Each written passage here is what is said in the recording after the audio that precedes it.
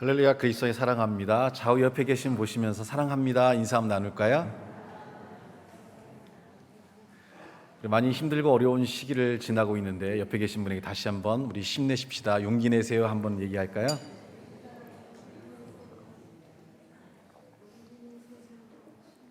(2023년) 우리의 신앙의 방향을 같이 한번 잊어버리지 않도록 한번 크게 한번 읽어보겠습니다.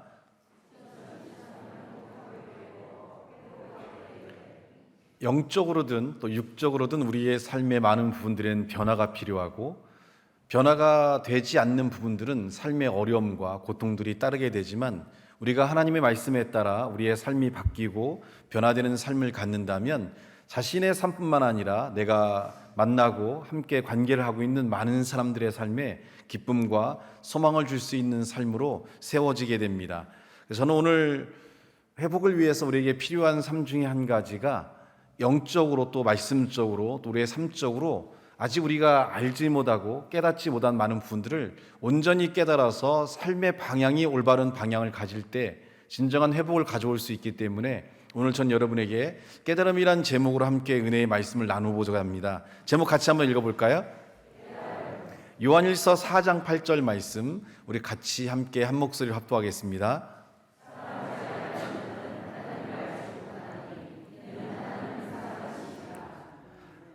옆에 계신 분을 한번 보시면서 이렇게 한번 물어보시겠어요? 나를 얼마나 사랑하냐 물어보시겠어요?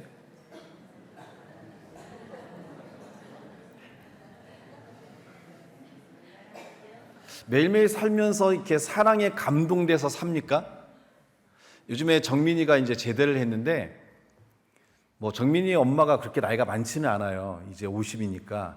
그런데도 꼭 교회 올 때 그 엄마 손을 꼭 붙잡고 오더라고요. 샘나게. 여기서 빵 터질 줄 알았어요, 여러분들이. 이렇게 안 웃어주면 제가 할 말이 없잖아요. 다시 한번 하겠습니다. 정민이가 엄마 손을 꽉 잡고 오더라고요, 샘나게. 고맙습니다. 또 사실은 쉽지는 않아요. 20대 초반의 남자아이가 엄마 손을 잡고 이렇게 교회 올 때 온다는 게 쉽지는 않지만, 엄마 손을 덥석 잡고 이렇게 올 수 있는 것은 이제 엄마에 대한 사랑도 크고 엄마도 자녀에 대한 사랑이 크니까 상호간에 이런 사랑이란 관계가 되니까 이렇게 손을 잡고 걸을 수 있는 그런 모습이 보이지 않나 생각합니다. 가만히 돌아보면 교회에 물론 여자 청년 같은 경우에는 아마 여성적인 이제 좀 더 감성이 풍부하니까 이렇게 부모의 손을 잡고 걷는 것들이 일상이 될 수 있지만, 사실 남자 아이들한테는 사실 쉽지가 않거든요. 근데 교회 남자 청년 아이들을 보면 저희 교회 특성인지는 모르겠는데 그렇게 엄마 손을 잡고 또 아빠의 팔짱도 끼기도 하고 이렇게 오는 모습들을 많이 봐요. 그래서 참 이제 부럽기도 하고 굉장히 좋아 보이기도 하고 참 아름답다라는 이렇게 생각을 하거든요. 사랑이라는 것은 느껴져야 돼요. 이 사람이 나를 사랑하고 있고 내가 이 사람과 있어서 기쁘고 행복하다는 것이 사랑합니까? 라고 물어봐서 느껴지는 게 아니라 그냥 삶이 행복하다, 즐겁다, 사랑스럽다라는 것들이 자연스럽게 느껴져야 되거든요. 근데 우리의 가정은 어떻습니까? 미쳐 죽겠네. 저거만 없으면 우리 집이 정말 좋을 것 같은데, 화가 치밀어 오르고 열이 오르고 이런 감정적인 요동이 우리 가운데 가득해요. 근데 신앙적으로는 우리가 이제 하나님을 믿고 하나님의 말씀과 함께 살아가니까, 하나님을 너희가 알지 못하나니 이는 하나님은 사랑이라고 했습니다. 우리가 하나님을 알고 또 하나님을 믿으면서 신앙의 삶을 살아간다면 하나님이 가지고 있는 속성 가운데 많은 것들이 있지만 그중에 오늘 말씀하고 있는 이 사랑이라는 것들을 우리가 깨닫게 되면 우리는 말씀처럼 사랑할 수 있는 자로 바뀔 수 있어요. 예수님을 알기 전, 또 하나님을 알기 전 우리의 삶은 사랑하기에 한계를 갖고 있었습니다. 그때는 미움이 우리를 지배했고 관계의 어려움을 가졌고 배려라든지 이해라든지 나눌 수 있는 그런 삶들이 우리 가운데 잘 주어지지 않아서 우리가 있는 모든 것들이 다툼이 일어나고 고통이 있고 아픔이 있고 또 방관하고 이렇게 돌아보지 않는 이런 것들이 우리의 일상적인 삶이었습니다. 그러나 우리가 이제 예수님을 믿고 교회를 다니면서 하나님이 사랑이라는 것을 깨닫고 그 사랑이 무엇인가를 배우고 알게 되면서부터는 우리의 삶이 변화가 됐어요. 그래서 제가 실제로 전화 받은 분들이 많아요. 시어머니한테 전화를 많이 받았어요. 그 교회를 다니더니 우리 며느리가 바뀌어서 내가 고맙다고 꼭 목사님을 한 번도 본 적은 없지만 전화해보고 싶었다.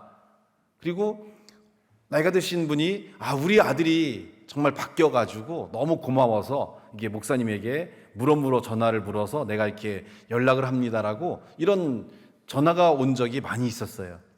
하나님을 알고 우리가 교회를 다니면서 이제 과거에 우리가 살았던 삶들이 아니라 이제 깨닫고 알았던 부분들이 우리의 삶에 적용이 되고 그러한 삶으로 변화가 일어나기 시작하면서 우리는 자신의 삶도 행복과 기쁨이 넘칠 뿐만 아니라 우리가 만나는 모든 사람들의 삶 가운데서도 행복과 기쁨을 줄 수 있는 그런 아름다운 삶으로 변화가 일어났습니다. 요한일서 4장 9절로 10절 말씀에 이 사랑이 무엇인가를 구체적으로 우리에게 얘기하고 있는데 같이 한번 읽어볼까요? 자, 시작.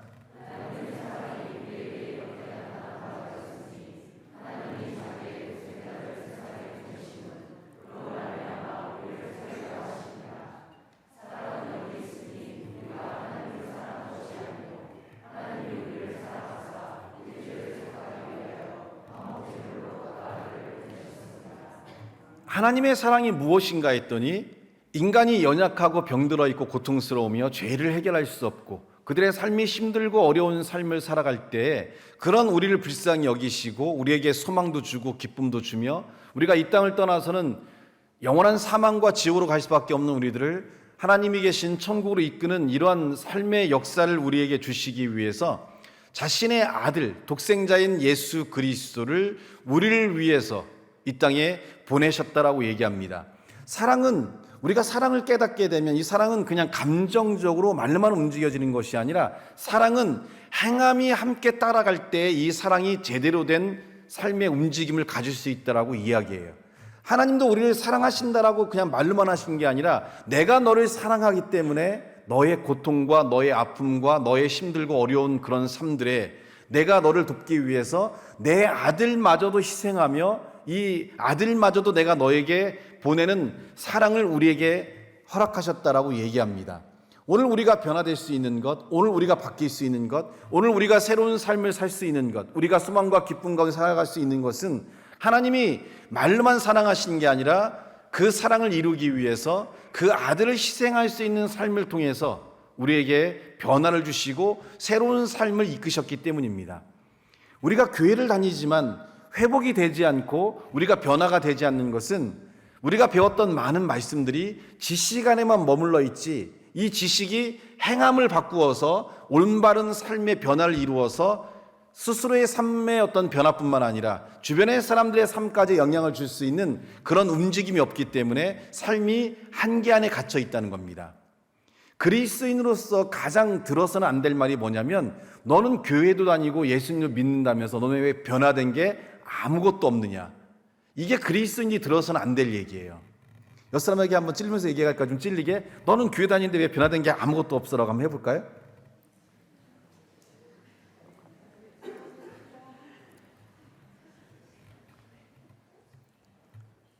이게 가장 들어서는 안 될 얘기예요.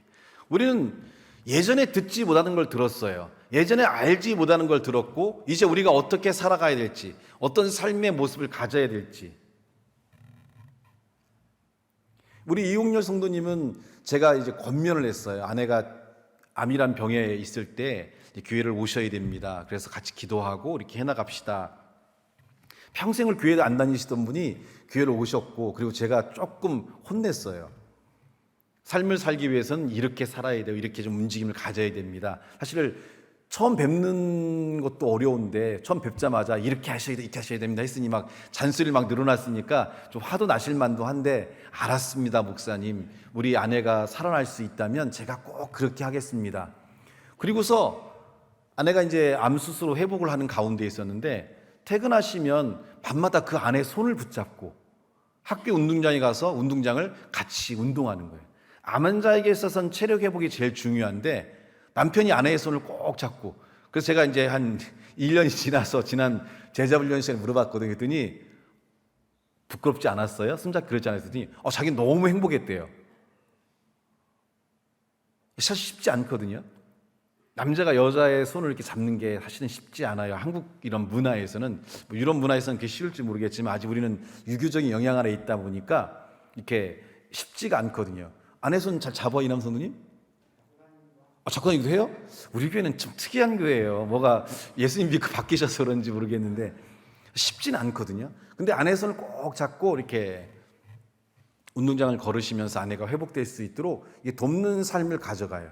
사랑이라는 그냥 어떤 말뿐만의 어떤 그런 것들이 아니라 이 사랑이라는 것이 행함과 함께 움직일 때 그것이 바로 이제 깨달음이거든요. 제가 삶의 방향을 잡아드리고 이런 삶이 필요합니다라는 그런 삶을 인도했을 때 그 말씀에 따라서 삶을 움직여 가니까 지금은 남편도 많이 회복이 되셨고 아내도 회복이 되셔서 굉장히 아름답고 행복하며 즐거운 가정으로 아름다운 삶으로 변화가 일어나게 됐어요. 그거에 대한 시점은 뭐냐면 이렇게 우리가 깨닫고 알고 있는 것들을 삶에서 실천했기 때문에 가능한 거죠. 그래서 하나님은 사랑이라고 할 때 사랑이 여기 있다라고 표현할 때는 그냥 말로만 하는 감정적인 사랑이 아니라 그 사랑은 반드시 행함이 함께 따라하는 실천이 따르고 그 말씀대로 움직일 수 있는 이 삶의 부분을 얘기해요. 그래서 우리는 이런 얘기를 많이 들을 수 있어야 돼요. 교회 다니지 너 참 많이 바뀌었다. 예수님 믿더니 너 정말 사람이 완전히 달라졌다. 우리는 이런 얘기를 들을 수 있어야 돼요. 그래서 옆 사람 얼굴을 보고 평가해 주시겠어요? 이게 예수 믿는 얼굴이냐? 한번 해보세요.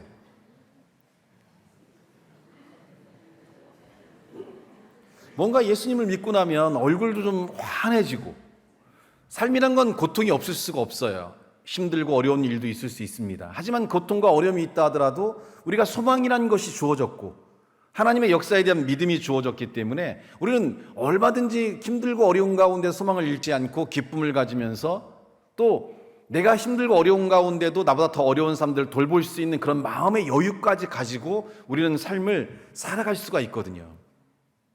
그래서 성경은 10절에 보니까 사랑은 여기 있으니 우리가 하나님을 사랑한 것이 아니요 오직 하나님이 우리를 사랑하사 우리 죄를 위하여 화목제로 그 아들을 보내셨다. 내가 하나님을 사랑한 것이 아니라 하나님이 먼저 우리를 사랑했다고 그랬어요. 여러분이 무엇을 깨달아야 되냐면 모든 그리스도인의 삶의 방향은 내가 먼저 움직이는 것으로부터 변화와 기적이 시작된다는 거예요. 하나님도 우리를 변화시키기 위해서 하나님이 먼저 우리를 사랑하시 우리에게 뭔가를 이루셨다는 겁니다. 우리는 근데 어떤 삶을 살아요? 받기를 원하고 존중받기를 바라고 상대방이 나의 이런 것들을 이해해 주길 바라는 것들이 먼저 우리의 삶에 있다 보니까 상대방이 내가 원하는 만큼 안 해주면 어떻게 돼요? 전쟁이 일어나고 싸움이 일어나고 고통이 일어나요. 왜냐하면 여전히 욕심과 이기심을 바꾸지 않았기 때문에. 근데 우리가 깨달았다는 거는 우리가 말씀을 알았다는 건 뭐냐면 삶의 가장 기본의 시작이 뭐냐면 내가 먼저 상대방을 위해서 뭔가의 움직임을 가질 때 우리는 그리스도인이 되었고 하나님을 믿는 자가 되었다라고 표현할 수 있는 거예요. 한번 따라해 볼까요? 내가 먼저 상대방을 향해 움직이는 것이다. 베푸는 것이다. 함께하는 것이다. 기도하는 것이다. 움직임이 없는 곳에는 어떤 변화가 일어나지를 못합니다. 하지만 움직임이 있는 곳에는 변화가 일어나게 되고 새로운 삶의 일들이 일어나게 돼요. 모 프로그램에 현재 메이저리그에서 선수 생활하고 있는 김하성 선수가 나와서 이렇게 인터뷰를 한 장면이 있어요. 한국에서 야구 실력을 인정받고 미국이란 샌디에이고라는 메이저 팀으로 이제 이렇게 가게 됐는데 자신감이 뿡뿡했겠죠. 한국에서 40홈런을 치고 타율이 3할 3푼이 넘고 한국에서 최고의 타자로 또 최고의 유격수로서 미국을 가가지고 이제 4월 달부터 시작하는 이제 메이저리그 시작되기 전에 스프링 캠프라게 선수들이 몸을 끌어올리고 이렇게 적응하기 위해서 이렇게 연습 게임들이 주어져요. 연습 게임 딱 첫 타석에 딱 선 순간에 이렇게 표현했다고 그래요. 잘못됐다. 나는 한국으로 돌아가야 된다. 자기가 메이저리그 온 게 잘못됐다는 거예요. 오면 안 된다는 거죠. 한국에서는 뭐 최고 빨라봐야 150km, 그 다음에 보통 140, 130km대 공들이 움직이고 있는데 여기는 160km가 기본인 거예요. 160km면요 사람의 눈이 따라가지 못하는 속도입니다. 그냥 공에서 떨어지는 순간 벌써 포스 밑으로 공이 들어와요. 근데 그 공이 반듯하게 들어오면 어떻게라도 쳐볼 수 있지만 왼쪽으로 휘고 오른쪽으로 휘고 위로 떠오르고 아래로 가라앉고, 그러면 그 빠른 공을 치려고 준비하고 있으면 또 느린 변화구 던져서 타임을 뺏어버리고 하나도 못 치는 거예요. 공을 잘못됐다, 한국으로 돌아가야겠다. 근데 이 선수의 위대한 점은 경기가 끝나고 나면 집에를 가지 않고 이제 실내 연습장이 있거든요. 거기에는 이제 이렇게 배팅볼 같은 게 있어요. 공 날라오는. 그거를 170kg를 놓고 계속 휘두르는 거예요. 왜? 한 번도 그런 공을 본 적이 없기 때문에 적응하기 위해서. 계속 170을 놓고 맞든 안 맞든 계속 휘두르는 거예요. 남들은 연습 게임이 끝나고 다 집에 돌아가는데 혼자 남아서 뺏어 휘두르는 거죠. 170kg의 공이 날라오니까 공의 무게가 얼마나 세겠어요? 맞을 때마다 어떻게 되겠어요? 손에 진동이 엄청나겠죠. 그것도 정타를 못 맞추면 더 힘이 클 거고요. 그래서 치다 보면 이렇게 잡힌대요, 물집이. 어떻게 하냐? 물집을 터뜨려가지고 테이프 하나 붙이고 다시 또 가서 친다는 거예요. 그래서 코치가 그랬대요. 참 독종이다. 그렇게 2년의 시간 동안을 준비하면서 메이저리그를 대표하는 최고의 타자로, 최고의 수비수로 서서 굉장히 높은 이제 인정을 받고 최고의 위치에 서기까지 삶을 가져왔어요. 왜 그러냐? 이 친구의 어릴 적 꿈이 목사였어요. 집안이 굉장히 좋은 기독교의 신앙을 갖고 있는 집안이고 어릴 때부터 신앙의 삶의 훈련을 받고 왔어요. 누구라도 위기에 부딪히고 어려움이 있을 때 이 친구는 신앙을 통해서 이 위기를 극복하고 하나님을 의지하면서 그걸 견뎌낼 수 있는 그런 삶들이 준비되어 있는 거예요. 보통 우리는 그런 환경에서 포기하거나 슬럼프에 빠지고 좌절할 수 있는데, 그래서 첫 해에 이 친구가 2할 1푼이란 타율밖에 안 나왔어요. 굉장히 저조한 거거든요. 그 다음 해에 2할 4푼까지 올렸고, 올해는 2할 9푼대까지 올렸다가 후반기에 이제 체력이 좀 빠져서 2할 7푼대 정도로 해서 맞췄는데 굉장히 높은 수준의 타율입니다. 메이저리그에서는. 메이저리그에서는 타말 넘는 타자가 3명, 4명밖에 안 되기 때문에 이 친구는 자신의 신앙에 대한 검증을 받는 시간이죠. 자, 위기가 왔고 어려움이 왔는데 여기서 포기할 건가, 여기서 무너질 건가? 이 친구는 기도하면서 그 삶을 이겨내고 하나님의 삶을 통해서 그 모든 것들을 자신이 원하는 삶의 기준까지 올라가는 그런 삶의 모습을 보여줍니다. 우리는 시작할 때 이렇게 시작할 수 있어요. 야, 잘못됐다. 큰일 났다. 이거 난리 났다. 우리에게 부딪히는 일상들이 이럴 수가 있어요. 결혼을 했는데 딱 일주일 지나니까 큰일 났다. 애를 낳고 키우는데 와, 이거 큰일 났다. 어떻게 이런 애가 태어났을까? 직장에 들어갔는데 상사들이 와, 큰일 났다. 내가 이런 직장 다닐 수 있을까? 이때 우리의 신앙들이 필요한 거죠. 그리고 그 신앙은 그 삶을 바꿀 수도 있고, 신앙이 우리 가운데 살아서 움직이지 않으면 우리는 삶에서 쉽게 무너지거나 좌절할 수밖에 없는 연약한 삶에 놓일 수밖에 없다는 겁니다. 모든 변화의 시점은 나로부터 시작하는 거예요. 내가 바뀌고 내가 하나님 말씀에 따라 움직여야 돼요. 소망도 내가 만들어야 되는 것이고, 하나님을 통해서 인내도 내가 만들어내는 것이고, 누군가 해줄 수 있는 게 아니에요. 신앙은 나로부터 시작해요. 그래서 성경은 뭐라고 합니까? 네가 나를 따라오려거든 너의 십자가를 짊어지고 따라오라 했어요. 예수님 믿으니까 모든 고통이 사라지고 어려움이 사라지는 것이 아니라 우리에게 주어져 있는 어려움과 힘듦이 있더라도 그거 짊어지고 하나님을 따라오면서 그 짐들을 하나둘씩 내리고 바꿔나가는 그런 신앙과 삶에 대해서 성경은 우리에게 명확하게 얘기하고 있습니다. 가족들이 여러분의 짐일 수도 있고, 여러분의 직장의 삶, 또 여러분의 계획들, 여러분이 꿈꾸는 많은 것들, 여러분의 어떤 장애를 갖고 있는 많은 부분들, 이런 것들이 여러분의 십자가일 수 있습니다. 지금 우리는 이걸 벗어버릴 수가 없어요. 이걸 짊어지고 하나님과 함께 나가는 가운데서 하나둘씩 우리는 벗어낼 수 있는 힘과 능력을 가져야 됩니다. 그 삶이 우리에게 변화를 줄 수 있고 우리의 미래를 바꿀 수 있고 우리의 삶을 새롭게 할 수 있는 놀라운 능력과 역사를 이룰 수 있다는 것을 우리는 분명히 기억해야 돼요. 그래서 한번 따라해 볼까요? 우리는 때때로 영적인 삶을 살면서 실패하고 무너질 수 있다. 그러나 그렇다고 해서 하나님의 사랑이 우리에게서 끊어지는 것은 아니다. 때때로 우리가 무너질 수도 있어요. 때때로 우리가 실망할 수도 있고, 때때로 우리의 신앙의 삶에서 모든 것이 무너졌다고 느낄 때가 있어요. 하지만 그렇다고 해서 하나님의 사랑이, 하나님의 역사가 여러분에게서 끊어지지 않는다는 거죠. 실망도 여러분이 하는 거예요. 좌절도 여러분이 하는 거고, 포기도 여러분이 하는 거예요. 하지만 여러분이 실망하고 좌절하고 포기하는 그 순간에도 하나님은 여러분을 놓지 않고 있기 때문에 그 실패의 순간에도 우리가 견뎌낼 수 있고 인내할 수 있고 하나님을 찾을 수 있다면 우리는 이 삶들을 바꾸고 변화시켜서 새롭게 하는 역사를 놀랍게 이룰 수가 있다는 겁니다. 그게 신앙인 거예요. 깨달음이란 뭐냐면 나를 지배하는 감정들, 나를 지배하는 부정적인 생각들이 우리의 삶 가운데 있다 하더라도 그 순간에 하나님을 떠올릴 수 있어야 된다는 거죠. 하나님의 가르침, 하나님의 뜻, 하나님이 우리 가운데 역사할 수 있는 이런 부분들을 떠올리고 그 삶에 대한 믿음을 통해서 현재 주어진 삶들을 바꾸고 변화시켜 갈 수 있는 이런 움직임들이 여러분에게 있을 때 우리는 깨달은 자다 또는 영적으로 성장한 자다라는 이런 이야기를 들을 수가 있게 됩니다. 그래서 우리가 하나님과 동행하면서 우리가 영적으로 성장하고 경건한 삶을 살아간다라고 하면 우리는 첫 번째는 하나님의 역사에 대한 믿음을 갖는 것이고, 그리고 우리의 삶이 이제 하나님과 동행하는 이 삶을 즐거워할 때 우리는 올바른 영적인 삶을 살아갈 수 있어요. 한번 따라해 볼까요? 하나님을 믿는 것과 하나님을 동행하는 것이 우리의 온전한 영적인 삶이다. 믿음이 필요한 거는 우리는 분명히 넘어질 때가 있거든요.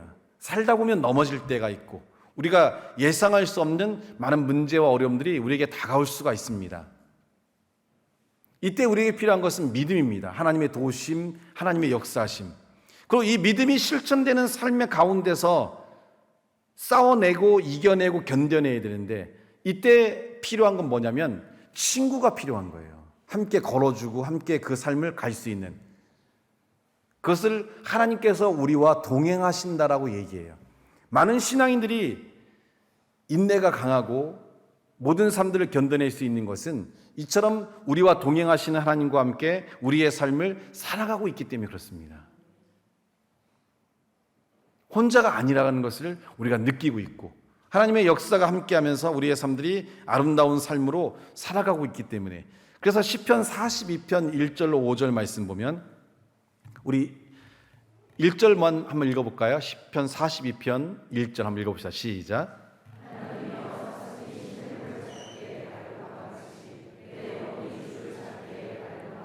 그래서 우리는 일상적인 삶을 살면서 목마른 사슴이 시냇물을 찾기에 갈급한 것처럼 우리가 하나님을 찾기에 갈급해야 돼요. 신앙이란 건 뭐냐면 하나님을 의지하기로, 하나님과 함께 살아가기로 결단한 거잖아요.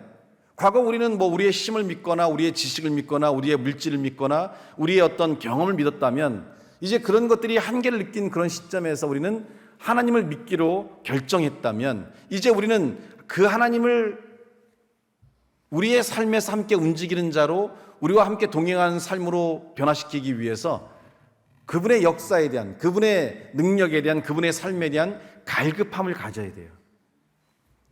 우리는 한번 돌아봐야 돼요. 우리는 얼마만큼 하나님의 역사에 대한 갈급함이 있는지, 하나님께 기도하는 삶에 대한 갈급함이 있는지, 하나님의 말씀에 대한 갈급함이 있는지, 또한 하나님께서 우리에게 가르쳐 주신 삶을 따라 우리가 바뀌고 변화되는 그런 삶이 얼마만큼 갈급함이 있는지, 이런 갈급함이 없어서 하나님과 동행하는 삶들이 되어지지 않는다면 우리는 우리에게 주어진 문제나 어려움들을 잘 견뎌내거나 이겨내지 못하고 쉽게 넘어지고 쓰러지는 경우의 삶들이 굉장히 많다는 겁니다.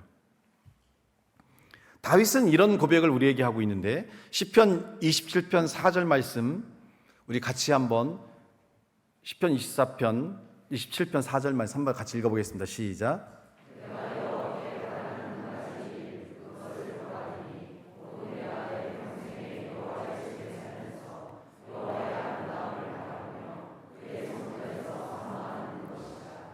하나님의 역사가 함께했던 이 다윗이 살았던 삶은 그런 이러한 신앙의 고백을 통해서 자신의 삶이 승리할 수 있었고 하나님의 역사가 넘치는 삶을 살 수 있는 그 영적인 삶에서 이렇게 얘기합니다. 내가 하나님께 청한 일,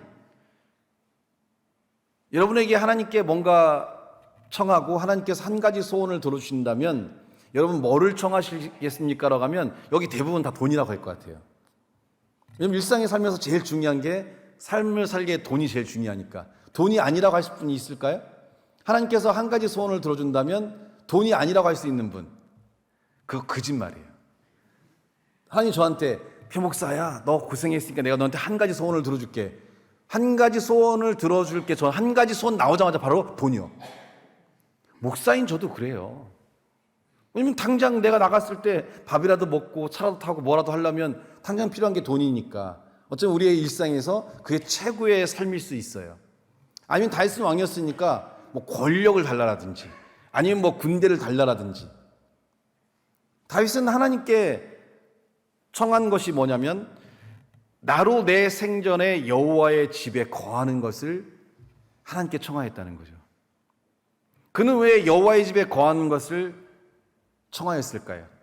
다윗은 그의 일생의 삶을 살아면서 많은 수많은 위기와 어려움을 견디고 이겨내면서 하나의 깨달은 게 있는데 내가 하나님과 함께 할 때 가장 강하고 가장 부유하고 가장 풍성하고 가장 보호함을 받으며 가장 많은 은혜와 축복이 있었던 걸 깨달았기 때문에 다윗은 고백하는 거예요.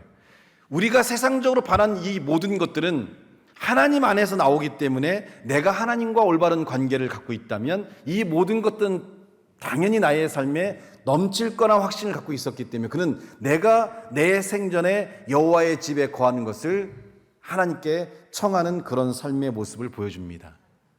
우리의 삶이 변화가 일어나려면 우리의 삶의 풍성함과 축복들이 주어지려면 여러분이 하나님과 함께 동행하는 삶을 살아나가야 돼요. 세상적으로 열심히 일한다고 해서 결과가 나올 수 있느냐? 그렇지는 않아요. 왠 줄 아세요? 세상도 내가 열심히 했는데 나보다 더 뛰어난 놈이 나오거든요. 세상은 참 불공평해요. 제가 대학원을 들어갔는데 그래도 저는 이 정도니까 내가 대학원 가면 내가 1등도 하고 내가 잘할 수 있겠다 생각하고 갔어요. 그래도 뭐 공부에 대해서는 이렇게 뭐 밀린다 이런 생각 안 해봤기 때문에 대학원을 딱 들어갔는데 딱 한 달 지나고서 나는 그냥 중간만 해야겠다 생각을 했어요. 대학원에는 이제 외국에서 온 외국인 학생들도 많거든요. 유학 온 친구들 이제 한국의 교수님 밑에서 공부하기 위해서 이 친구들이 아직 한국말이 서투니까 교수님이 이제 영어도 하시지만 이제 주로 한국 학생들이 많으니까 한국말로 하신단 말이에요. 근데 그 옆에 앉아가지고 영어로 동시통역을 해주는 거예요. 한 사람은 프랑스에서 왔는데 한 사람도 프랑스어로 그걸 해줘요. 한 사람은 독일에서 왔는데 독일어도 해주고. 그 순간에 나는 뭐하고 살았을까. 가끔씩 듣는 영어도 잘 안 들려고 막 귀 파는데 와. 근데 그게 한두 명이 아니라 너무 많은 거예요. 그러니까 같은 목사의 길을 가고 있는데 나는 너무나 준비가 안 돼 있고 나는 너무나 안 돼 있다라고 느끼게 되는 거죠. 내가 이루었다 하면 더 많은 걸 이룬 사람이 언제나 주어지고요. 세상 안에서 우리는 경쟁력이 없어요. 내가 최고다, 내가 그 순간 나보다 더 뛰어난 사람, 더 능력 있는 사람, 더 힘있는 사람들이 우리의 주변에 늘비하기 때문에. 초등학교 3학년 때까지는 기분이 좋았어요. 초등학교 3학년 때까지는 제가 반에서 공부도 잘하고 전교에서도 1등도 하고 그래가지고 선생님이 방과후에 남아가지고 그때는 저 어릴 때니까 한글을 못 띄는 애가 너무 많았어요.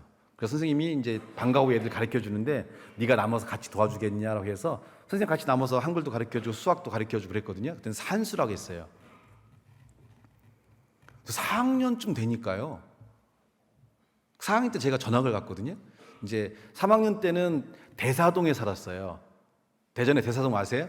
그때는 이렇게 산이 이렇게 돼 있어서 약간 학고방, 좀 약간 못 사는 사람들이 모여 있는 곳이 대사동이었고, 그 당시에 대흥동이 은행동 옆이었기 때문에 그나마 부자고, 그때는 대흥초등학교가 대흥초등학교, 대전중학교, 대전고등학교, 서울대, 이게 대전에서 유일한 방법이었기 때문에 이 대흥초, 대전중, 대전고, 서울 이렇게 서울대 이렇게 갖고 돼 있는 그쪽 동네로 이사를 가면 전학을 갔어요.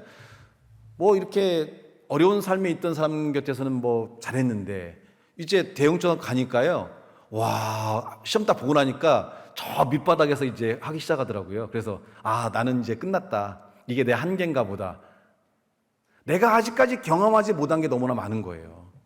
우리가 알지 못하는 게 너무나 많은 거예요. 지금 우리가 무언가를 알고 있고 무언가를 갖고 있다고 해서 자부심 가질 필요가 없어요. 아직 내가 만나지 못한 세계가 많기 때문에 지금 나의 세계에서는 이게 전부라고 생각하지만 그거는 한순간에 다 깨져버려요. 그 깨졌을 때에 끊임없이 딛고 일어설 수 있는 김하성 선수처럼 야, 잘못됐다라는 것을 이겨서서 잘했다라고 생각할 수 있는 삶으로 끌어올리기 위해서는 신앙이 여러분에게 살아서 움직여야 됩니다. 말씀이 그냥 듣는 걸로 끝나는 게 아니라 깨달음이 되고 삶이 되고 그 삶대로 움직이는 삶을 통해서 여러분의 삶에 변화를 줄 수 있는 그 일들이 우리 가운데 주어질 수 있어야 된다는 거죠. 신앙이 막연한 것이 아니라 우리가 깨닫고 아는 것들. 예배를 드리면 이렇게 말씀을 듣다 보면 아, 이 삶이 나에게 필요하겠구나. 나에게 이런 것들이 있어야겠다. 그래서 이렇게 우리가 깨닫는 것들이 분명히 생겨요. 깨닫는 게 없다는 건 거짓말이에요. 하나님께서 이곳에 함께 하시기 때문에 분명히 여러분의 삶에 필요한 많은 분들을 깨닫게 하시거든요. 근데 깨닫는 것만 멈추니까 문제죠. 깨닫고 나서 그렇게 삶을 살아가고 바꿔가는 그 과정들이 필요한 거예요. 그때 우리는 변화를 가져올 수 있고 하나님의 일들을 이룰 수가 있기 때문에 요한계시록 3장 20절 말씀 한번 보여주시겠습니까? 한번 같이 읽어보겠습니다. 시작.